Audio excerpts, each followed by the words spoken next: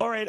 Anyone who is just into, numbers and economy, finance, and just conservative thinking knows Thomas Sowell. He's like a rock star. I mean, you have posters in your room, no doubt of him, right? Then there's another group that wouldn't be necessarily up on, economic and money legends. Then along comes Kanye West to implant the name of Thomas Sowell into that group. Saying, among other things, and texting out quotes from the famous Economist, saying that it takes considerable knowledge just to realize the extent of your own ignorance. People who enjoy meetings should not be in charge of anything.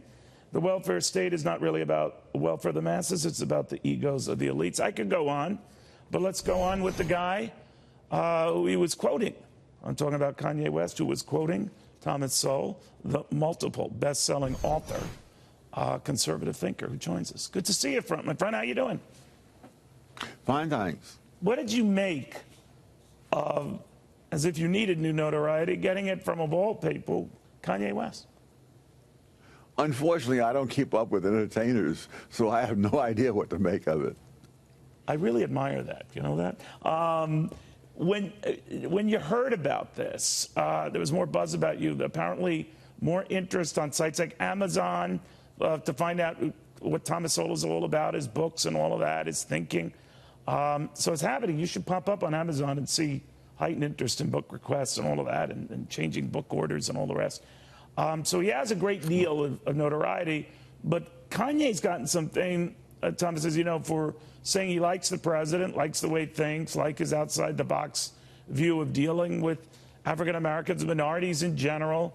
What do you think of that and the phenomenon that's created in a world where African-American voters, he says, have been monolithically going to the wrong party?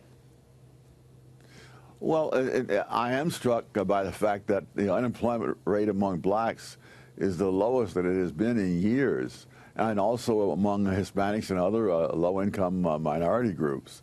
But unfortunately, we live in a time when the actual facts seem to carry very little weight, and rhetoric seems to still carry more weight than the facts.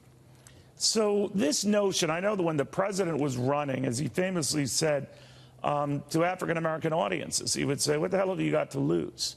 In other words, Democrats have failed you. Maybe Republicans in the past have failed you, and you've been frustrated. I'm different. You've got nothing to lose. What did you make of that approach? Well, I think it was good just to hear Republicans making some effort to reach out for the black vote. It's enormously frustrating how many Republicans have been for things that are detrimental to blacks, such as the minimum wage law, which they think is making people better off.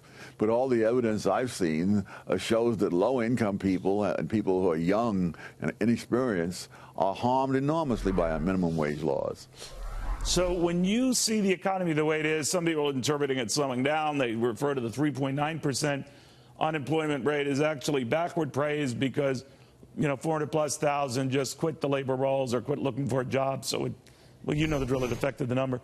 But do you get a sense right now that people are looking at this and saying, wait a minute, the economy is still pretty strong? I mean, what we're looking at is still pretty strong. Well, yes.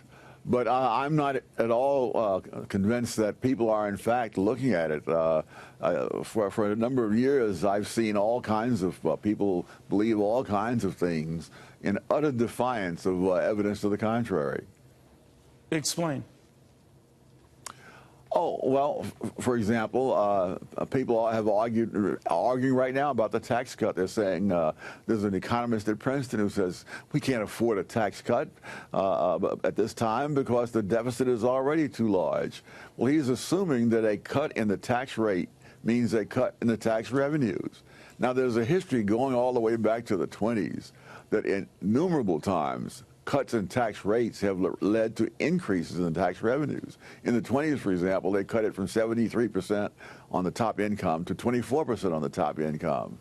At 24%, they collected far more money than they were collecting at 73% because people put their money into tax-exempt bonds and paid nothing. So if even economists and leading institutions seem to just blithely assume that tax rates and tax revenues always move in the same direction, it's hard to be optimistic about what will get through to the general public, especially through the media, who are no better informed.